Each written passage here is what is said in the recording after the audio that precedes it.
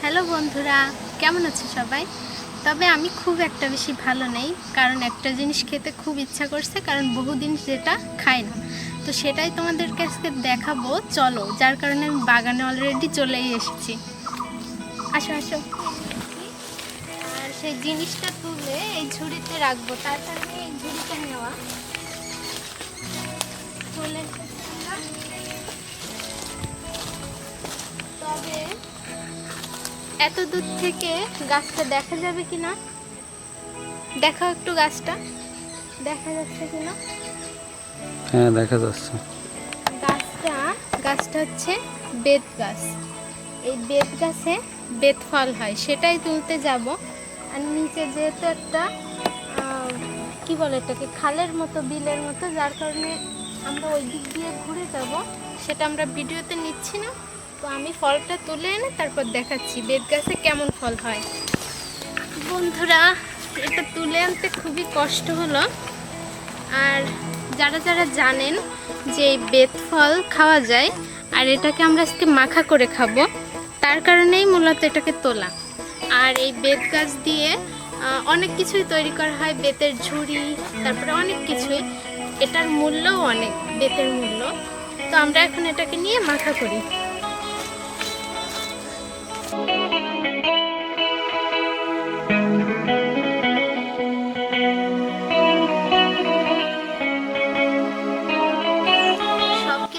এখানে বসে পড়লাম। এখন এগুলোর খোসা ছাড়াতে হবে। আর আপনারা দেখুন এটার খোসা কিভাবে ওঠে।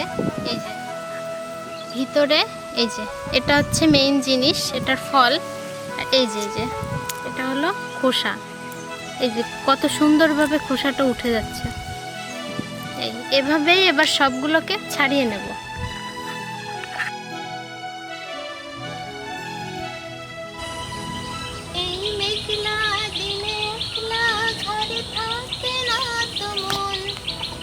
পাবো কাছে পাবো গো তোমার নিমন্ত্রণ।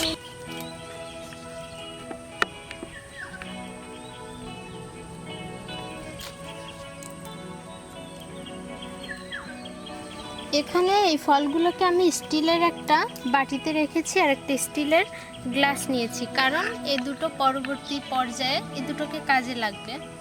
কাচের জিনিসে আসলে এই জিনিসগুলো ভালো হয় না, যার কারণেই এই স্টিলের জিনিসগুলো আনা। আর একটা কথা, বেত গাছে প্রচুর পরিমাণ কাটা। আমি হাতে তো একটা ফোর খেয়েছি, এখন প্রচুর ব্যথা করতেছে। তো এই কারণেই বেত গাছ আস্তে আস্তে বিলুপ্ত হয়ে যাচ্ছে, যেহেতু এত কাটা, তার কারণে সবাই কেটে ফেলছে, যার কারণে এই গাছগুলোর দামও দিন দিন বেড়ে যাচ্ছে। এখন আমাদের গাছের একটা কাঁচা মরিচ নিতে এসেছি। এই মরিচ দিয়েই মাখা হবে,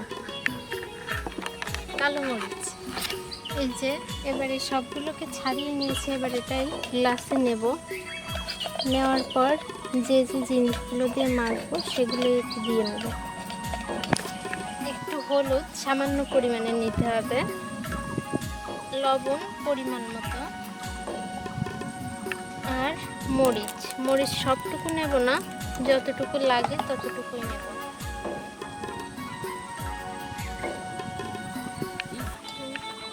আর একটু সরিষার তেল।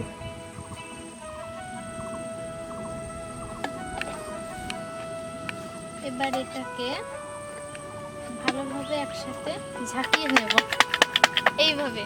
এই কারণেই বলেছিলাম যে স্টিলের বাটি হলে ভালো হবে। এই ঝালমুড়ি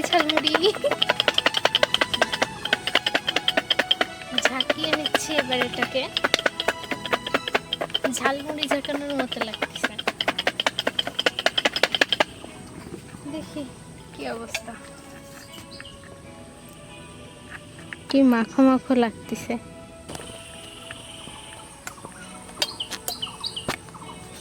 এই যে এটার অবস্থা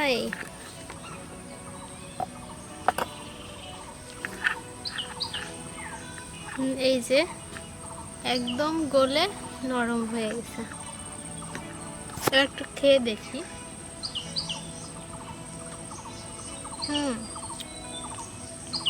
খুবই সুন্দর।